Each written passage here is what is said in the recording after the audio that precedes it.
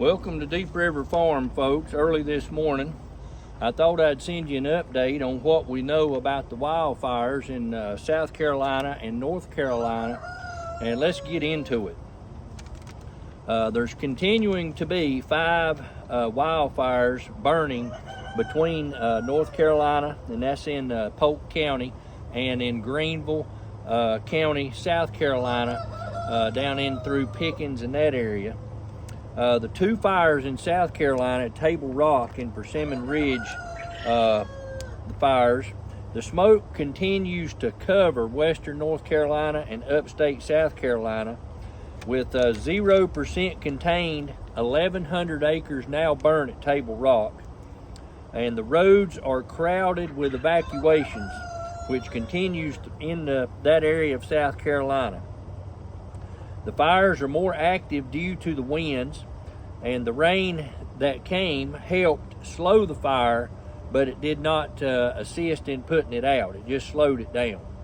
The fire embers continue to fall, helping to jump the created fire lines that was set up by the Forestry Service. And the back burning is in progress, but the fires continue to jump due to the high winds and the falling embers. Firefighters are continuing to use helicopters, planes, and bulldozers. When the winds allow that to be used, they can get too windy and can't do the correct drops of water and the fire retardant. Greenville County has now set up a shelter there in the county. As far as in North Carolina, in Polk County, the Deep Woods fire is now over 3,000 acres and 0% contained. Black Cove is sitting at 2,900, a little over 2,900, 0% contained. And the Fish Hook fire was at 199 acres and is now 72% contained. Several hundred now have been evacuated out of Polk County around the Deep Woods fire and the Black Cove fire. Most of those folks, if you remember us talking about Big Hungry, that area about 10 to 12 minutes outside of Flat Rock, that's where most of the evacuations are occurring, between there and I-26 as these fires continue to burn. Now, the National Weather Service has said and warned that there's a big elevated risk of fire due to the low humidity, high winds, and all of the debris that has been left, all the kindling that's been left from Hurricane Helene, all the dead branches, all the leaves, all of the fallen trees that was already there with the new trees from Helene on top of the debris. The fire service is having to actually navigate and find areas where there is not as many downed trees to create a perimeter and try to backburn the fire because of so much debris. The terrain is terrible, and they just can't get the bulldozers and things in there due to so much down timber. The Forest Service has said that they repeatedly that they are well understaffed, and they're making it harder to combat the fires, saying retention is a problem. Well, that's a big problem in the state of North Carolina now, and I can tell you why that's a problem. In the state of North Carolina now, if you're a state employee, when you go get ready to retire, there's no health benefits. So why would you stay and work somewhere for low pay for 30 years and not have any health benefits, and when you're eligible for full retirement in 30 years? So if you start out of college in the Forestry Service, you're going to be eligible to retire before you're 55, and then you don't have health benefits. So and all during that time you've been working for low pay.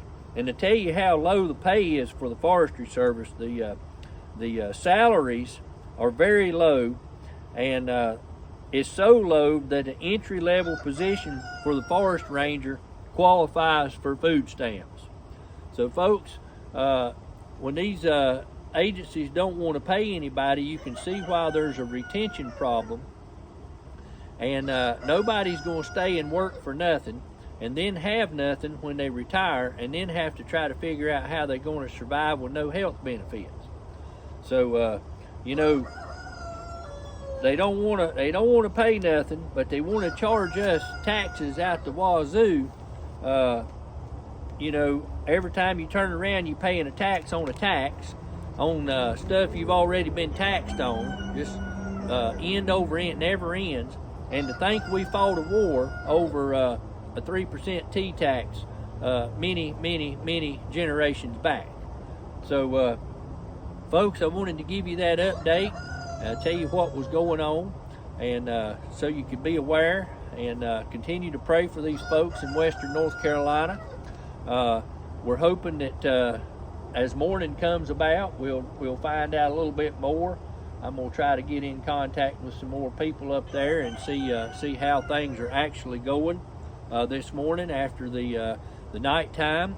The choppers and things can't fly at night because they can't see to fly and where to drop the stuff and pick up the water and things. So very dangerous if they try to do that. So most of that falls off the ground at night as best they can. And they have been calling in other resources from other states, different departments across North and South Carolina, up into Virginia, crews from Tennessee, and other locations coming in to assist with just these 5 fires alone. And there's many other fires burning in western North Carolina and a couple in eastern Tennessee. So we're going to try to get some more information out of the fires in McDowell County and Caldwell County today and let you know what's going on with those fires and how big they are and how much containment they are and what kind of resources they're able to get to be able to fight those fires. I appreciate you joining me this morning on Deep River Farm. It's well before daylight and we're getting ready to feed the chickens and the quail and then head into the full-time regular job. I appreciate you joining me this morning. Y'all have a blessed day and continue to pray for those folks. They've been through a lot. They're very resilient people, though. They won't give up without a fight. Thanks for watching.